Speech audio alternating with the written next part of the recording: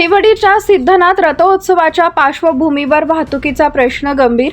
दहिवडी येथील ग्रामदैवत श्री सिद्धनाथ आणि माता जोगेश्वरी यांचा रथोत्सव उद्या मोठ्या उत्साहात पार पडणार आहे। या रथोत्सवानिमित्त दरवर्षीप्रमाणे यंदाही मोठ्या प्रमाणात भाविकांची गर्दी अपेक्षित असून यात्रेचा मुख्य दिवस उद्या असला तरी पुढील 2 दिवस यात्रा सुरू राहणार आहे।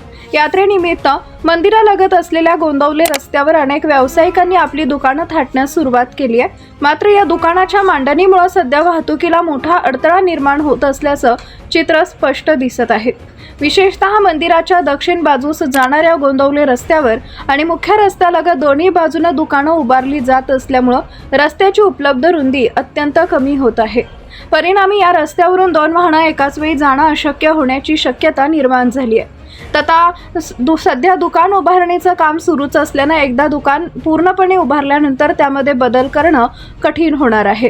त्यामुळे आत्ताच यात्रा कमिटी आणि पोलीस प्रशासनाच्या योग्य पाहणी करून वाहतुकीचं नियोजन करणं अत्यावश्यक बनलंय। स्थानिकांच्या मते जर दुकानं रस्त्याच्या एका बाजूला लावण्यात आली तर दुसऱ्या बाजूने वाहतूक सुरळीतपणे सुरू ठेवता येऊ शकते। मात्र दोन्ही बाजूंनी दुकानं लावल्यास यात्रेच्या गर्दीत वाहतुकीचा पूर्णपणे बोजवारा उडण्याची शक्यता नाकारता येत नाही।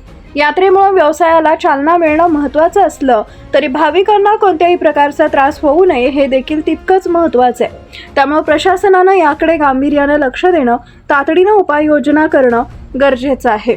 आता प्रश्न असा उपस्थित होतोय की यात्रा कमिटी आणि पोलीस प्रशासन या गंभीर समस्येकडे वेळीच लक्ष देणार का?